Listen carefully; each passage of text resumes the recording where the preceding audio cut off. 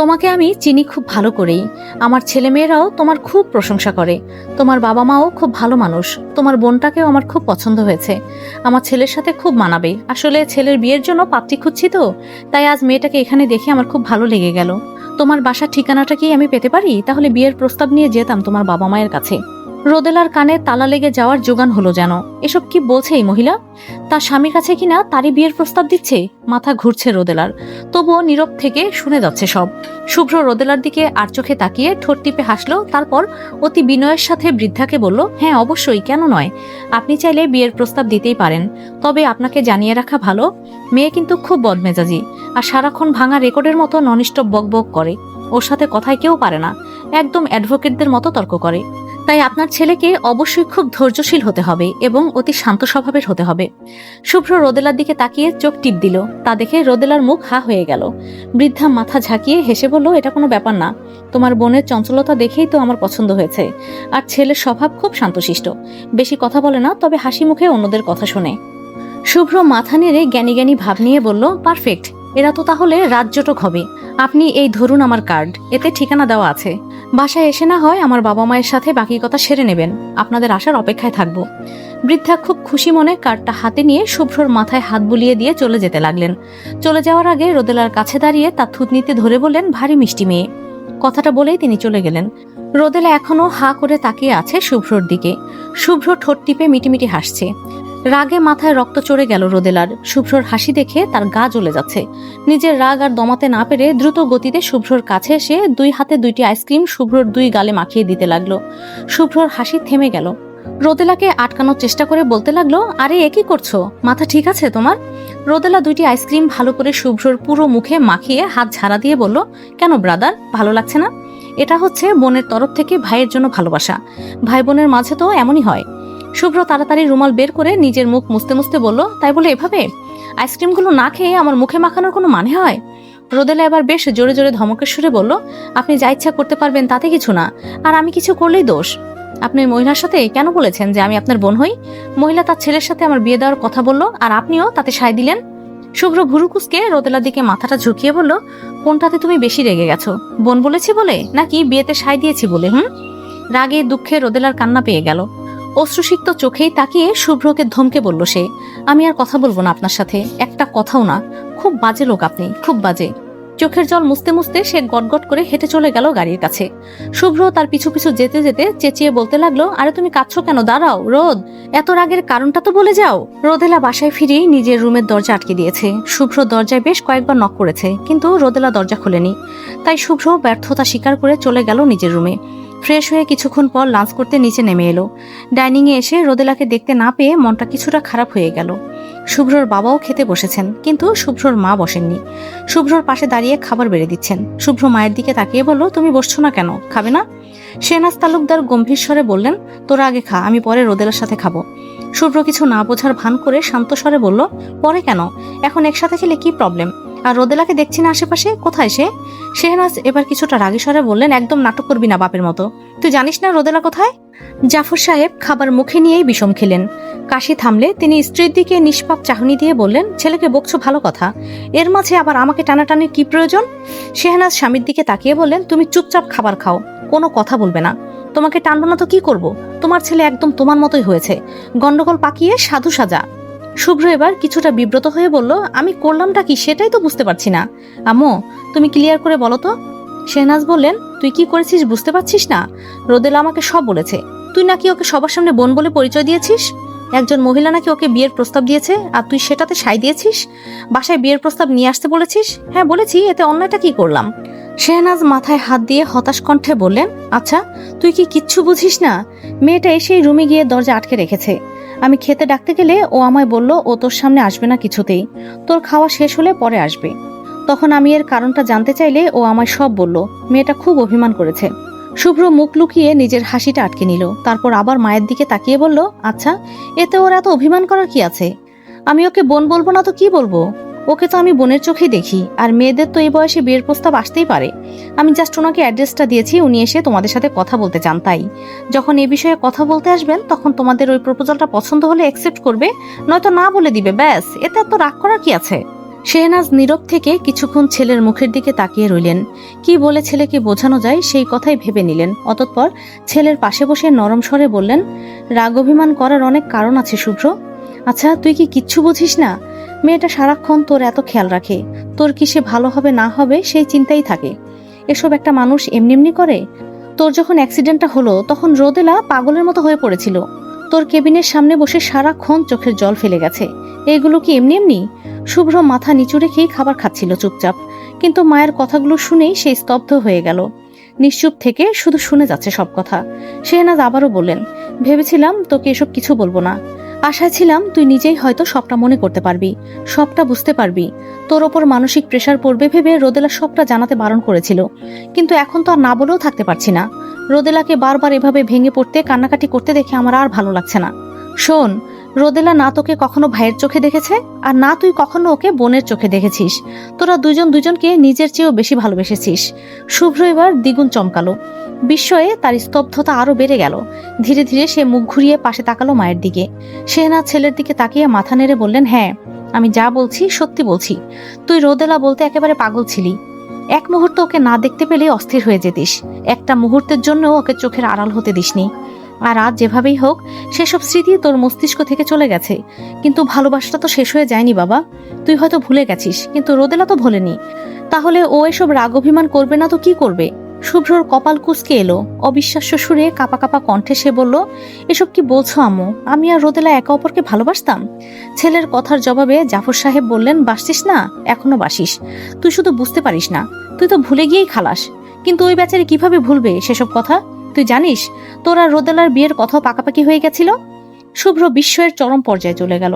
নিজের কানকে কিছুতেই বিশ্বাস করতে পারছে না সে। যাকে সে পাগলের মতো ভালোবেসেছে তাকেই কিনা এখন চিনতে পারছে না। তাদের ভালোবাসার কোনো স্মৃতিও তার মনে নেই। শুভ্র নিজের মাথায় হাত বোলাতে বোলাতে বলল, এসব কেন আগে বলনি আমায়? কি করব আমি এখন? কিভাবে মনে করব সেসব স্মৃতি? আচ্ছা, তোমরা যা বলছো সব সত্যি তো? আমি সত্যি। শুভ্রর কথা শেষ হওয়ার আগে শেহনাজ বলে উঠলেন, আমরা তোর বাবা মা, আমরা কেন মিথ্যা বলতে যাব তোকে? তুই যাতে এসব শুনে অতিরিক্ত ভেবে নিজেকে মানসিকভাবে বেশি প্রেশার না দিস, সেজন্য ডক্টর এসব জানাতে বারণ করেছিল। আমরা তবুও তোকে সব জানাতে চেয়েছিলাম, কিন্তু রোদেলা ভয়ে এসব জানাতে বারণ করেছিল। কিন্তু তোদের এমন দূরত্ব আর রোদেলার হতাশ মুখটা আর আমরা দেখতে চাই না, তাই আজ সব জানিয়ে দিলাম। শুভ্র চেয়ার ছেড়ে উঠে দাঁড়ালো। তার এক হাত মুষ্টিবদ্ধ হয়ে আছে আর অন্য হাতে চেপে ধরেছে মাথা। যন্ত্রণায় চোখ বুজে এলো তার। শেহনাজ বিচলিত হয়ে উঠে দাঁড়িয়ে শুভ্রর মাথায় হাত বোলাতে বোলাতে বললেন, প্লিজ বাবা আমার, বেশি প্রেশার দিস না নিজের ওপর, না হলে তুই আরো অসুস্থ হয়ে পড়বি। আমাদের ভয়টা সত্যি হতে দিস না। তুই যে সত্যিটা জেনেছিস সেটা মনে ধারণ করেই সামনের দিকে এগিয়ে যেতে চেষ্টা কর, রোদেলাকে পাশে রেখে। এরপর এমনি এমনি সব একদিন মনে পড়ে যাবে। তোর কিছু হলে আমি, তোর বাবা আর রোদেলা কেউ ঠিক থাকতে পারবো না। শুভ্র এক পলক মায়ের দিকে তাকালো, তারপর কোনো কথা না বলেই ছুটে চলে গেল দোতলায় নিজের রুমে। শেহনাজ চিন্তিত চোখে তাকিয়ে আছে সেদিকে। জাফর সাহেব তখন বললেন, আচ্ছা, এসব বলে আমরা কোনো ভুল করিনি তো? ছেলেটা যদি বেশি কষ্ট হয় এখন? শেহনাজ দীর্ঘশ্বাস ফেলে বললেন, জানি না জাফর, ভয় তো আমারও হচ্ছে, কিন্তু একটু কিছু তো ওকে জানানো উচিত। রোদেলার প্রতি ওর ফিলিংস কি ছিল সেটা অন্তত ওকে বলা উচিত ছিল, আর আমরা সেটাই করেছি। বিয়ের ব্যাপারটা না হয় পরেই বলা যাবে। জাফর সাহেব মাথা নেড়ে সম্মতি জানালেন। শুভ্র দরজা আটকে দিয়েছে, নিঃশব্দে রুমে হাঁটাহাঁটি করছে এক প্রান্ত থেকে আরেক প্রান্তে। নিজের কপাল চেপে ধরে চোখ বন্ধ করে জোর করে কোনো কিছু মনে করতে চাইছে, কিন্তু মাথার ভেতরটা যেন সাদা ক্যানভাস, কিছুই নেই সেখানে, শুধু ফাঁকা একটা শূন্যতা। তার নিঃশ্বাস বেড়ে যাচ্ছে। অস্থির কণ্ঠে নিজে নিজেকে প্রশ্ন করলো, আমি রোদেলাকে ভালোবাসতাম আর সে আমায়? এতটা কাছের মানুষ, অথচ আমি কিছুই মনে করতে পারছি না। সে বিছানায় উঠে পড়ল। হাঁটুতে কনুই রেখে দুই হাতে মুখ ঢেকে আছে। চারদিকে নীরবতা। তারপর আচমকা চোখ মেলে তাকায় সামনে। একের পর এক দৃশ্য যেন সামনে ভেসে আসছে। তার জ্ঞান ফেরার পর সবাই যখন তাকে দেখতে গেল, তখন রোদেলা এসে তার সামনে বসে তুমি তুমি করে এমনভাবে কথাগুলো বলছিল যেন সে তার অনেক কাছের একজন। সেদিন থেকে মনে মনে সে রোদেলার প্রতি অদ্ভুত এক টান অনুভব করে। অনেক আপন আপন মনে হয় তার রোদেলাকে। আজ সকালে যখন রোদেলাকে ফোনে কারোর সাথে হেসে হেসে কথা বলতে দেখলো, আর তারপর জানতে পারলো রোদেলা তার এক ছেলে বন্ধুর সাথে এভাবে হেসে হেসে কথা বলছিল, তখন অজান্তেই যেন তার মনে রাগ চেপে বসলো। সেটা হিংসা ছিল কিনা সে জানে না। অনেক কষ্টে সে নিজের রাগটা তখন চেপে রেখেছিল হাসি মুখে রোদেলার সামনে। রোদেলা দুষ্টুমি, অকারণে রাগ করে মুখ ফুলিয়ে থাকা, আবার পর মুহূর্তেই হেসে সব ভুলে যাওয়া, সব একসাথে যেন তার চোখের সামনে খেলে যাচ্ছে। হঠাৎ এক মৃদু হাসি তার অন্তর থেকে বেরিয়ে এলো। তার ভেতরটা যেন উথাল পাথাল করছে, বুকের ভেতরে দুরু দুরু করে কাঁপন ধরছে যেন। চেপে ধরলো সে নিজের বুকের বাপাসটা, চোখ বুজে নিজের হৃদয়কে সামলাতে চেষ্টা করলো, কিন্তু হঠাৎ সে শুনতে পেল মন মাতানো খিলখিল হাসির ধ্বনি। সহসাই চোখ খুলে তাকিয়ে দেখতে পেল তার থেকে কিছুটা দূরে দাঁড়িয়ে হাসতে থাকা রোদেলাকে। রোদেলার পরনে সাদা একটা চুড়িদার, চুলগুলো খোলা, মুখে উজ্জ্বল হাসি, চোখে অপার স্নিগ্ধতা। মুগ্ধ চোখে বিস্মিত হয়ে দেখছে শুভ্র। তার অপলক চাহনিতে রোদেলা কিছুটা লজ্জা পেয়ে মৃদুস্বরে বলল, আপনার এই অভ্যাস আর গেল না মাস্টার মশাই। হা করে তাকিয়ে থাকা। শুভ্র অস্ফুট স্বরে বলল, মাস্টার মশাই? আমার মাস্টার মশাই আপনি, শুধুই আমার। শুভ্রর অধর জুড়ে ছড়িয়ে গেল মিষ্টি হাসি। রোদেলা এখনো সেই আগের জায়গাতেই দাঁড়িয়ে আছে। হঠাৎ জানালা দিয়ে এক দমকা হাওয়া বইতে লাগলো। দুরন্ত বাতাসে রোদেলার চুল এলোমেলো হয়ে উঠতে লাগলো। এক ঝাপটায় মুখ ঢেকে গেল কেশর রাশি দ্বারা। রোদেলা সেই চুলগুলো মুখের সামনে থেকে সরাতে চাইছে, কিন্তু বাতাসের ভার এত বেশি যে তা সম্ভব হচ্ছে না। শুভ্র অপলক তাকিয়ে আছে তার দিকে, হৃদয়ের গভীরে যেন এক অজানা স্পন্দন জেগে উঠেছে। চোখের সামনে এই দৃশ্যটা তার মনে তুলে আনছে কিছু ভুলে যাওয়া অনুভূতি, কিছু আবসা স্মৃতি। হঠাৎ করেই সে নিজের অজান্তে বিছানা থেকে উঠে দাঁড়ায়। তার চুলও বাতাসে মৃদু উঠছে। এই মুহূর্তে দুটি হৃদয়ের মাঝখানে যেন প্রকৃতি নিজেই ব্যাকগ্রাউন্ড মিউজিক হয়ে দাঁড়িয়েছে। শুভ্র ধীর পায়ে এগিয়ে আসছে রোদেলার দিকে। প্রতিটা পদক্ষেপ যেন তাকে এগিয়ে নিচ্ছে তার চেনা ঠিকানায়। তার চোখে এক মোহ, ঠোঁটে বিস্তৃত মোহময় হাসি। শুভ্র রোদেলা একদম সামনে গিয়ে দাঁড়িয়েছে। রোদেলা এখনো ব্যস্ত তার চুল সরাতে। হঠাৎ শুভ্র নিজের হাত বাড়িয়ে নরম স্পর্শে চুলগুলো সরিয়ে দেয় রোদেলার মুখ থেকে। রোদেলার চোখ দুটো মুখোমুখি হয় শুভ্রর চোখের। একটা নিঃশব্দ বিদ্যুৎ যেন কেঁপে উঠল দুজনের মাঝখানে। ধীরে ধীরে শুভ্র তার কাপা কাপা দুহাতে আলতোভাবে আগলে ধরল রোদেলার কপল। আবেশে চোখ বুজে এলো রোদেলার। অপলক চোখে চেয়ে আছে শুভ্র রোদেলার দিকে, যেন গভীরভাবে তাকে পরখ করছে। কিন্তু হঠাৎই শুভ্রর চোখের সামনে থেকে উধাও হয়ে গেল রোদেলা। শুভ্র চমকে গিয়ে এদিক সেদিক খুঁজতে লাগলো রোদেলাকে। মৃদু স্বরে ডাকতে লাগলো তাকে, রোদ, রোদ, কোথায় গেলে তুমি? শুনতে পাচ্ছ? না, আশেপাশে কোথাও পেল না সে রোদেলাকে। তখন সে চোখ বুজে রইল। কিছুক্ষণ পর চোখ মেলে তাকিয়ে দেখতে পেল পরিবেশটা একদম স্থির আর শান্ত হয়ে আছে। সে ছাড়া আর কেউ নেই সেখানে, আর না আছে কোনো দমকা বাতাস। আর মজার ব্যাপার হলো জানালাটা বন্ধ, তাই বাইরে থেকে অশান্ত বাতাস আসার কোনো সম্ভাবনাই নেই। শুভ্রর আর বুঝতে বাকি রইল না এতক্ষণ সবকিছু তার হ্যালোসিনেশন ছিল। শুভ্র হেসে ফেলল। নিজের কাণ্ড কারখানা দেখে নিজেরই হাসি পাচ্ছে। বিছানায় এসে হাত পা ছড়িয়ে শুয়ে পড়ল সে। তারপর একা একাই হাসতে হাসতে বলে উঠল, এসব কি হচ্ছে আমার সাথে? মাথা কি গেছে আমার? শুভ্র এসে দাঁড়ালো রোদেলার রুমের সামনে। দরজাটা আগের মতোই বন্ধ। শুভ্র কিছুক্ষণ চুপচাপ দাঁড়িয়ে রইল। তারপর ডান হাতটা বাড়িয়ে দরজায় খুব আস্তে করে একটা নক করলো। ঠক ঠক, কিন্তু ভেতরের থেকে কোনো সাড়া শব্দ পাওয়া গেল না। শুভ্র আবারও দরজায় নক করে হালকা স্বরে বলল, রোদ, এত করে ডাকছি তোমায়, সাড়া কেন দিচ্ছ না? খুব বেশি রাগ করেছ আমার ওপর? কোনো জবাব এলো না। আবারও শুভ্র বলল, আচ্ছা আমি সরি, তোমার মতামত না জেনেই ওই মহিলার প্রস্তাবে সায় দেওয়া আমার উচিত হয়নি। আমি ভুল করেছি, এবারের মতো মাফ করে দাও। আবারও থেমে গেল শুভ্র জবাবের আশায়। কিন্তু জবাব না পেয়ে সে বলল, কেউ প্রস্তাব পাঠালে তো আর বিয়ে হয়ে যায় না। আচ্ছা ঠিক আছে, ওনারা যদি এখানে আসেন তাহলে আমি নিজ দায়িত্বে ওনাদের প্রস্তাব ফিরিয়ে দেব। এবার ঠিক আছে, খোলো না দরজাটা। এই যে দেখো, আমি কান ধরে দাঁড়িয়ে আছি, মাপ চাইছি তোমার কাছে। এটা দেখার জন্য হলেও তো একটু দরজাটা খোলো। মানুষ ভুল করে ভুল বুঝতে পেরে মাপ চাইলে তাকে মাপ করে দিতে হয়, এটাই মহানুভবতা। তুমি তো নিষ্ঠুর নও, তুমি হচ্ছ অতি মায়াবতী মহান বালিকা। এবার তো দরজাটা খোলো। রোদেলা এতক্ষণ বিছানায় বসে শুভ্রর কথাগুলো শুনে একা একাই হাসছিল। রাগটা ধরে রাখতে না পেরে উঠে চলে এলো শুভ্রর কানে ধরে দাঁড়িয়ে থাকা দৃশ্যটা দেখার জন্য। কিন্তু দরজা খুলেই সে দেখতে পেল শুভ্র ঘাড় কাত করে এক হাত দেয়ালে ভর দিয়ে আরেক হাত পকেটে গুজে এক পা আরেক পায়ের পেছনে ঠেকিয়ে দাঁড়িয়ে আছে খুব আয়েশ করে। রোদেলা ভুরু কুঁচকে বলল, মিথ্যা কেন বললেন? কি মিথ্যা বললাম? এক্ষুনি যে বললেন আপনি কান ধরে দাঁড়িয়ে আছেন, সেটা তো একটা কৌশল ছিল শুধু। প্রফেসর শুভ্র কি না কান ধরবে? সে অন্যদের কান ধরবে, বুঝলে? এবার সরো, রুমে আসতে দাও আগে। শুভ্র রুমে ঢুকতে চাইলে রোদেলা তাকে বাধা দিয়ে বলল, 1 মিনিট, রুমে আসা যাবে না।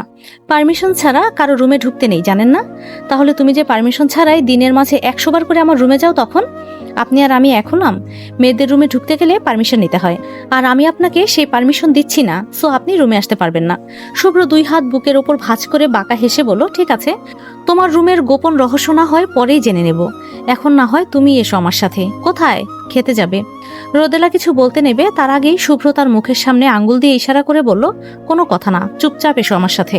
রোদেলার আর সাধ্য রইল না শুভ্রর কথার অবাধ্য হওয়ার। চুপচাপ সে শুভ্রর পিছু পিছু হাঁটতে লাগলো। হুট করে শুভ্র থেমে গিয়ে বলল, ওয়েট, আরেকটা কথা বলতে ভুলে গেছিলাম। আমার জ্ঞান হওয়ার পর প্রথম যখন তোমায় দেখলাম তখন তুমি আমায় তুমি তুমি করে বলেছিলে, কিন্তু এখন আপনি আপনি কেন করো? রোদেলা মুচকি হাসলো, কিন্তু সেটা ছিল মলিন হাসি।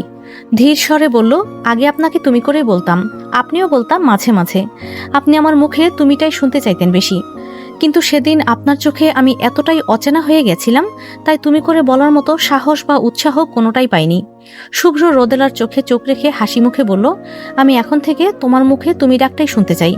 ভার্সিটিতে গেলে তুমি তোমার ইচ্ছে মতো তুমি বা আপনি যেটা মন চায় ডেকো, কিন্তু বাকি সময়টায় শুধু তুমি বলবে, মনে থাকবে? রোদেলা মুস্কি হেসে মাথা নেড়ে সম্মতি জানালো, আর মনে মনে ভাবতে লাগলো, হঠাৎ করে প্রফেসরের হলোটা কি। তো এই পর্বটা এখানে শেষ করলাম। পরবর্তী পর্ব ভিডিও শেষে, ঝটপট দেখে ফেলুন।